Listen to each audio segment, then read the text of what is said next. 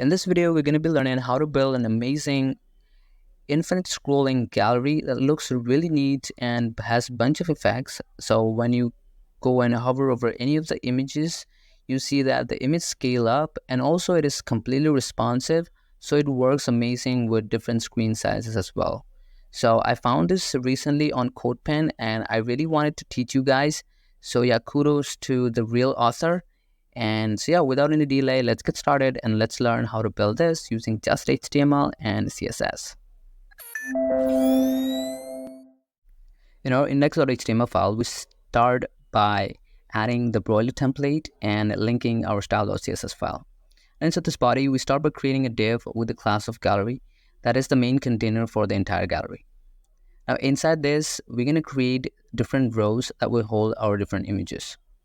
Now we're working with 15 images per row, but here's the twist. We don't just create an image tag and slap in the image, but instead we have a div with the class of image container, which will hold the image as inline styles. This way we can create a cool silhouette effect using a second div inside of the image container that will actually hold the real image. It's like stacking the same image twice, one as a blurry shadow and the other as the sharp foreground image. This double layer approach gives the gallery that sleek, polished look. Now we're not stopping at just one image, we're repeating this setup 14 times in each row, shuffling the images a bit to keep things interesting. And since we want a good chunk of content to fill in the entire site, we're repeating this process quite a few times and we're creating quite a few rows in total. And that's it for the HTML. Now let's jump into the CSS where we bring this gallery to life. In our style.css file, we start by setting the stage with the background and overflow properties. So we give the background a dark color and remove the overflow so that nothing spills out and also the images stand out with a dark background. Then we move on to the gallery class where the real magic begins. We use flexbox to stack our rows vertically and ensure that they're centered. Then we style the gallery by giving it a position of absolute that is relative to the closest positioned ancestor, in this case the body. Then we use the transform property and give it a bunch of functions. First we have this translate 3D, which is a function with translate x, translate y, and also the extra dimension, that is the z-axis. It shifts the gallery by 50% to the left, 50% up, and perfectly centering it on the page. The 0 means that there is no translation along the z-axis, so it remains flat. The perspective function, this is where we add depth to the 3D effect. The perspective function stimulates the distance from the viewer to the screen, so the smaller the value, the more pronounced the 3D effect. Rotate y and rotate x functions help it rotate in the y-axis and in the x-axis respectively. Then we will move on to the row class wherein we add the animation of a runner that we haven't defined yet, and then we have it running for 10 seconds infinitely in the linear motion. And then we've also set the display as flex and align it a bit using translate x and give it a value of 23% so that it aligns well with the perspective that we've just set a bit earlier. Then we target the even rows and give it an animation duration of 20 seconds that makes them a bit slower compared to the odd ones.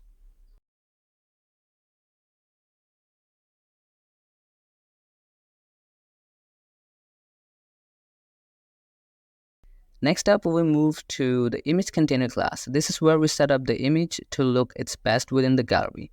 Background position and background size properties ensure that the images are centered within the container and scale appropriately. Then we also give it a width and height and give appropriate margin and give it a position of relative so that it becomes a reference point for the absolutely positioned elements. Then we give it a border radius of 1 rem so that the edges have more curve to them. Then we move on to the image div and position it absolutely with the reference point as the image container. Then we give it a width and height and also set it up above the image container by giving it a z-index of 2 and setting up the top and left value and give the background position and background size some values. We also add overflow to hidden, ensuring that nothing is spilled out of this image div.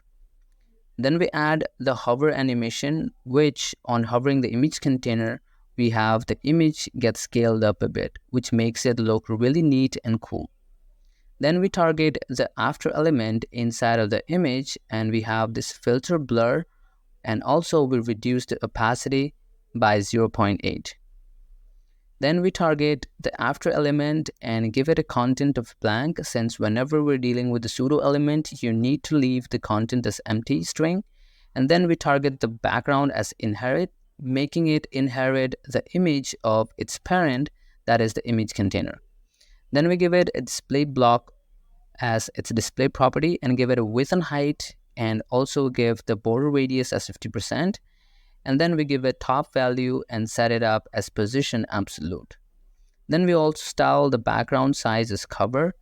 We bring it underneath by giving it z-index of -1, and then add filter blur by blurring it a bit and set the opacity to 0.8.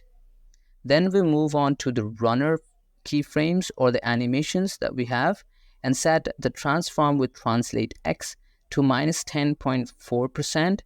That just helps us in creating the animation that moves horizontally.